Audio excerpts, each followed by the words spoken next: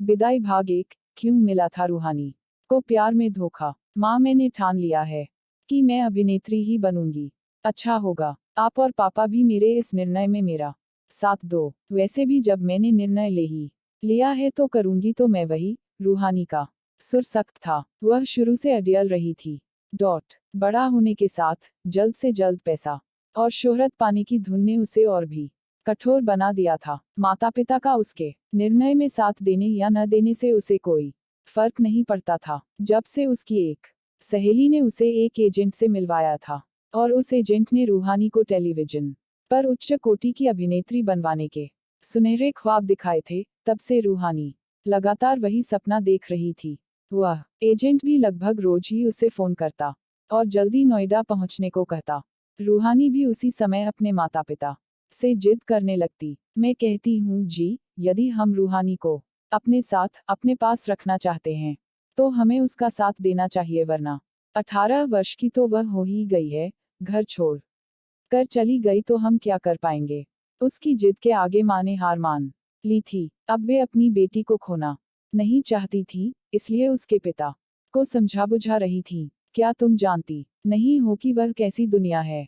जितनी चकाचौंध है उतना ही तनाव भी, जितना पैसा है उतनी ही प्रतिस्पर्धा भी, जितनी जल्दी शोहरत मिलती है उतना ही कठिन उस शोहरत को अपने पास बनाए रखना होता है। तुम्हें लगता है कि रूहानी इतनी कठिन जिंदगी जी पाएगी? और नोएडा यहाँ रखा है क्या? कितनी दूर है हमारे शहर से? वहाँ अकेली कैसे रहेगी वह? पिता अब भी राजी न थे, लेकिन वयस्क बेटी की जिद के आगे कब तक टिक पाते। रूहानी ने अपना बोरिया बिस्तर बांधा और निकल पड़ी घर से। पटरियों पर तेजी से दौड़ती ट्रेन से खिड़की से बाहर झांकते हुए, भागते हुए पेड़ों के साथ उसके मानस पटल पर अतीत के क्षण भी दौड़ने लगे। कैसे उस एजेंट ने रूहानी को देखते ही 2-3 टीवी धारावाहिकों की बात कह डाली थी। अरे रूहानी, तुम एक बार नोएडा आओ तो सही, ऑडिशन में तुम्हारा नंबर लगाना मेरा काम है। मैं दावे से कह सकता हूँ कि तुम्हारा चयन हो जाएगा। फिर तुम्हें एक मैनेजर की आवश्यकता पड़ेगी, चलो उसका इंतजाम भी कर दूंगा। अब बस रातों रात स्टार बनने की तैयारी कर लो डार्लिंग। ट्रेन में अकेले नोएडा जाते हुए वह सोचती जा रही थी, आज मैं इस भीड़ का हिस्सा हूँ। मुझे कोई नहीं जानता, मैं भी इन लोगों में इन्हीं की तरह खो गई हूँ। लेकिन वह दिन दूर नहीं जब मैं इसी भीड़ की रोल मॉडल होंगी। मन ही मन मुस्कुराती रूहानी पर किसी का ध्यान नहीं था। आज वाकई वह इस भीड़ का हिस्सा थी। लेकिन भविष्य किसने देखा है? शायद इसीलिए भविष्य के सपने सजाना दिखाना आसान है। बहुत सी दुकानें इसी स्वप्निल भविष्य को बेच रही हैं। बहुत से लोग दूसरों के भविष्य को दिखाकर अपना वर्तमान सुधार रहे हैं। नोएडा पहुंचते ही रूहानी ने उस एजेंट से संपर्क साधा। फिर उसी ने रूहानी को नोएडा से सटे एक सस्ते से गांव में पीजी में एक कमरा दिलवा दिया। रूहानी के साथ वहां 3 लड़कियां और रहती थीं। कमरे की हालत देख रूहानी के सपने थोड़े चटकने लगे। बोली, आपने तो कहा था कि आप मुझे रातों रात स्टार बना दोगे, पर यहाँ तो डोंट बी सिली रूहानी, स्टार बनने में मेहनत लगती है। पहले पेड़ उगाओ फिर आम खाना। खैर छोड़ो ये फजूल की बातें। मैंने कल तुम्हारे लिए एक ऑडिशन में नंबर लगाया है। ठीक 10 बजे पहुंच जाना इस पते पर। वह उसे पता लिखा कागज पकड़ा गया।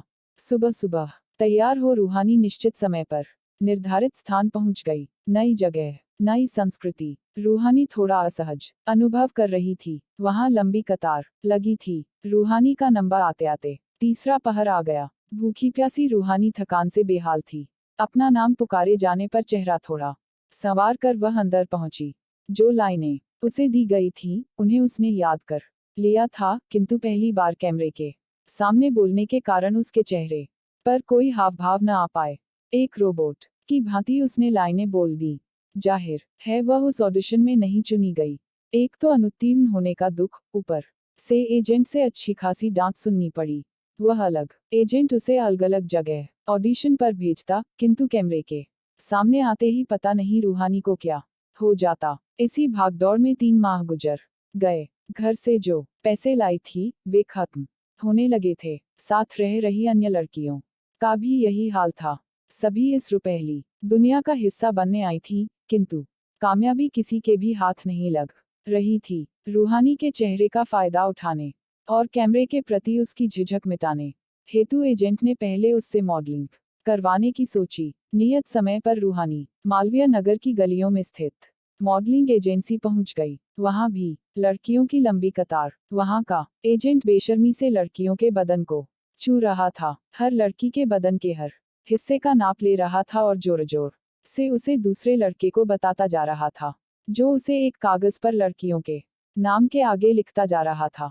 हद तो तब हुई जब उसने रूहानी के आगे खड़ी लड़की के नितंब दबाकर पूछा, असली हैं? रूहानी के लिए यह सब अप्रत्याशित था, लेकिन कहते हैं न भट्टी में तप कर ही सोना कंचन बनता है। धीरे धीरे रूहानी भी ऐसे कल्चर की आदी हो गई।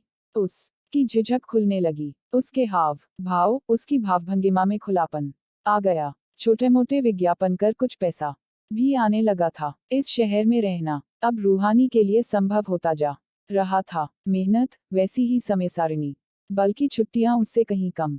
न कोई शनिवार, न कोई इतवार, चाहे बुखार ही क्यों ना आ जाए, दवा फांको और चलो काम पर। किंतु जैसे जैसे उस धारावाहिक की टीआरपी बढ़ने लगी, लोग उसके किरदार को पहचानने लगे। रूहानी का मकान मालिक अब उससे तमीज से पेश आता। कभी कभार उसके बच्चे अपने मित्रों सहित रूहानी के साथ सेल्फी लेने चले आते। उसे अच्छा लगता जब उसका एजेंट उसे किसी भी वेशभूषा में बाजार जाने से मना करता। अब तुम एक सेलिब्रिटी हो डार्लिंग, यूं उठकर अब तुम मार्केट नहीं जा सकती हो, अपना सामान ऑनलाइन ऑर्डर कर दिया करो। धारावाहिक करते करते रूहानी को 1 साल होने को आ रहा था। इस बीच अपने माता पिता से उसका संपर्क बहुत ही कम रह गया था। क्या करती, समय ही नहीं था उसके पास। जब कभी मिलना होता तब उसके माता पिता ही चले आते उसके पास, लेकिन तब भी वह उनके साथ बहुत ही कम समय व्यतीत कर पाती। में न जाने क्या क्या उटपटांग छपता रहता है। इस बार माँ ने बात छेड़ी थी, अभी तेरी उम्र ही क्या है, और इन बदतमीजों को देखो कुछ भी छापते रहते हैं। रूहानी चुप रही थी। भले ही उसकी उम्र अभी केवल 19 वर्ष थी, किंतु सफलता और शोहरत का फल वह चखने लगी थी।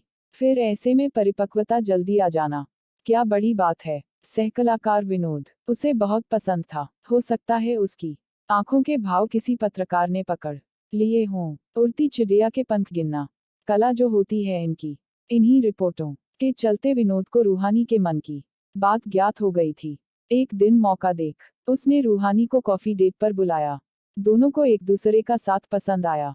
फिर तो अक्सर वे शूटिंग के बाद मिलने लगे। कभी कॉफी तो कभी डिनर, कभी पब तो कभी डिस्को। 35 की उम्र पार कर चुके विनोद के साथ एक कमसिन सुंदरी लग गई थी। एक रात 5 सितारा होटल के डिस्को की भीड़ में नाचते नाचते विनोद ने अचानक रूहानी के अधरों पर अपने होंठ अंकित कर दिए। इस अप्रत्याशित घटना से रूहानी कुछ कांप उठी, लेकिन विनोद ने उसकी कमर पर अपनी बाहों के घेरे को और कस दिया। फिर लगातार 1, 2, 3 चुंबनों के बाद रूहानी भी उसी लौ में बह गई। उसी होटल में पहले से बुक कमरे में विनोद ने रूहानी को अपना बना लिया। फिर रूहानी को विनोद का भरी भीड़ में हाथ पकड़ने या हंसकर उसके कंधे पर झूल जाने में कोई आपत्ति न रहने लगी। धीरे धीरे मीडिया में इन दोनों के प्रसंग इनकी तस्वीरों के साथ उछलने लगे।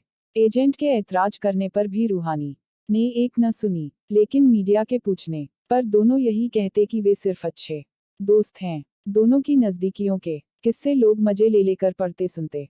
यूनिट के अन्य कलाकार भी उनकी वैनिटी वैन के अंदर खिल रही उनकी दास्ताए मोहब्बत की कहानियां सुनाते। कहानी अच्छा लगा हो तो लाइक और सब्सक्राइब तथा शेयर जरूर करें। हमारे चैनल कहानियां और एक में इसी तरह कहानी पाने के लिए राम मिलन। धन्यवाद।